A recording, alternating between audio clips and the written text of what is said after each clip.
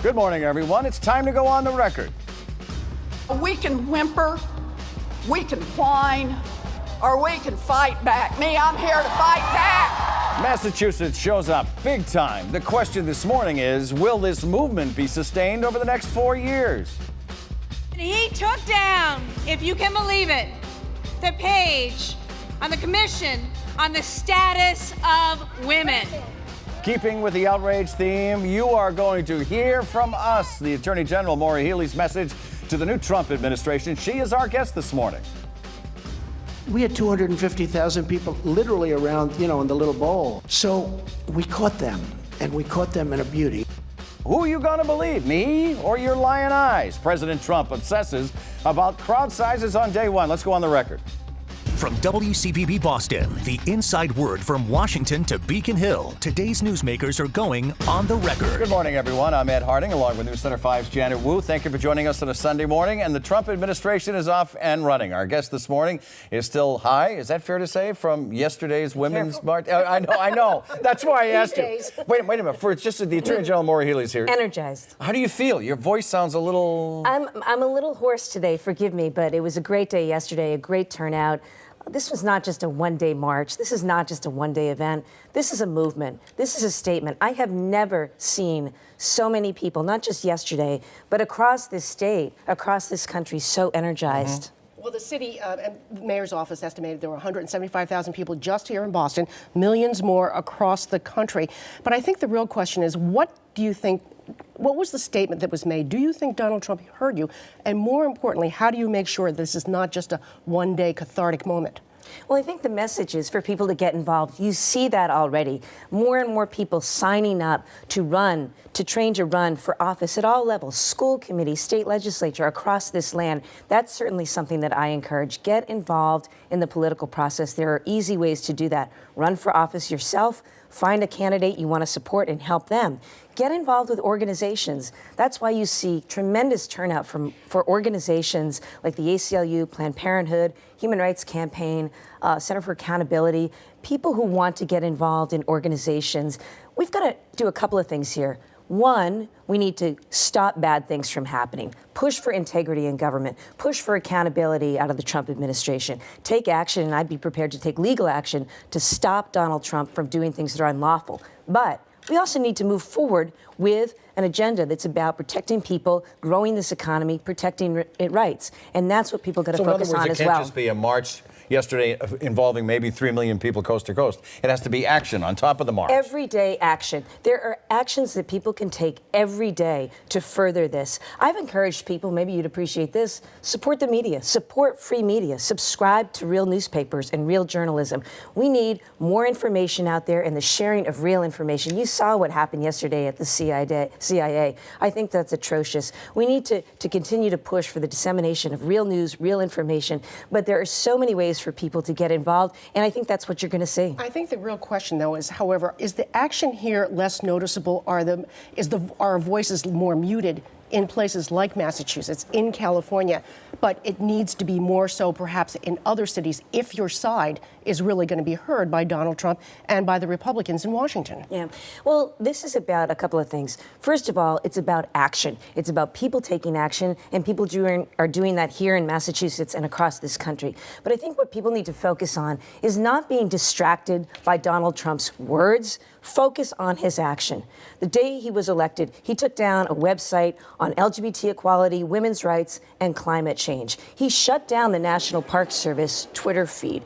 He then went after home mortgage owners. For all homeowners out there or wannabe homeowners, know that in his first day in office, he actually took away a home mortgage protection that was lowering the fee for home mortgages. He also signed an executive order that's going to disrupt and destroy health care for millions of Americans.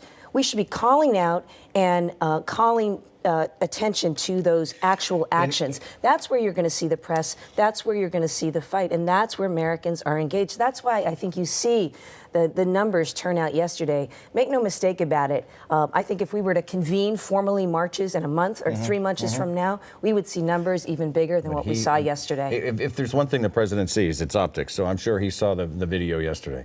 The president's inaugural speech told voters that they are now in control of their own destiny, and he pounced hard on the establishment in the 18-minute speech or so. What's your reaction to that? I found it not a great way to start off. I mean, what do I know about these things? But that's not the message that I wanted to hear from the President of the United States as he begins his term. Again, to me, I'm going to focus on what I can do as a state attorney general. It was the Massachusetts Attorney General's office that sued George Bush's Environmental Protection Agency.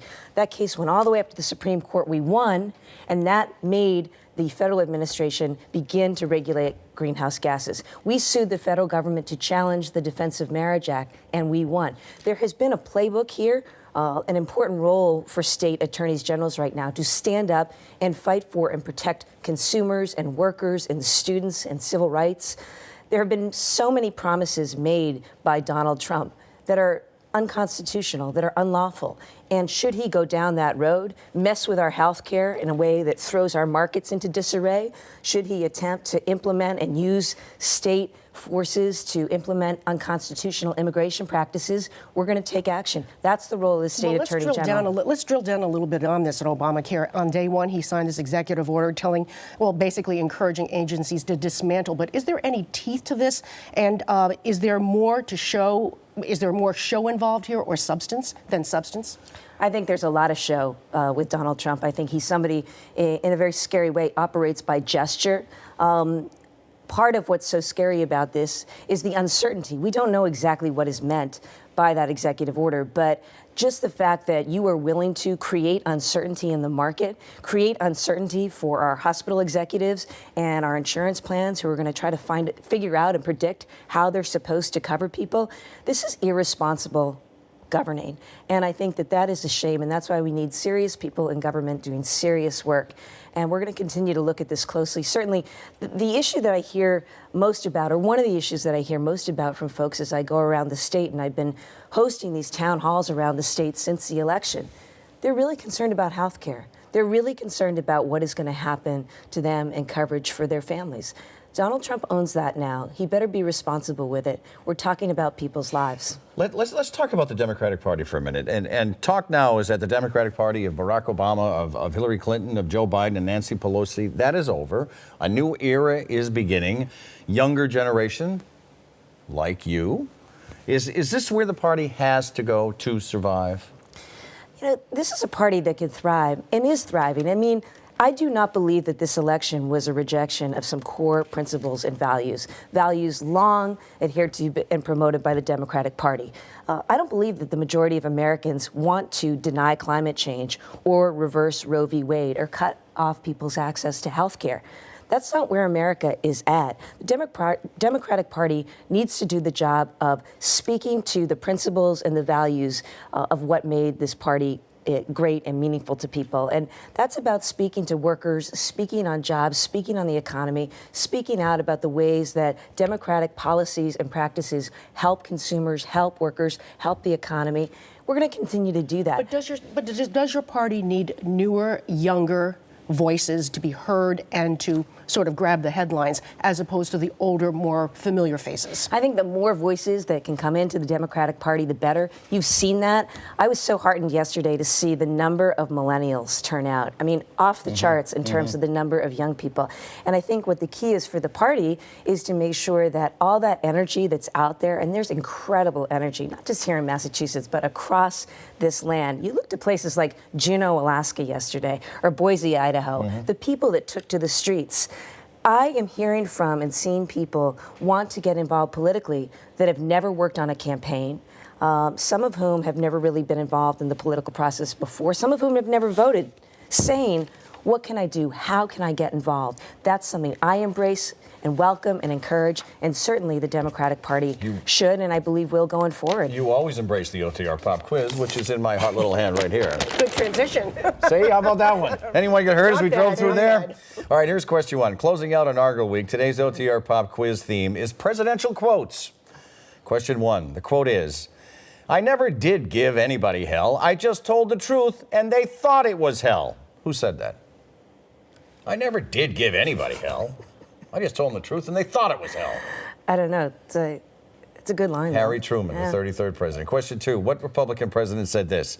I can take it. The tougher it gets, the cooler I get. Was it Richard Nixon, George W. Bush, or Donald Trump?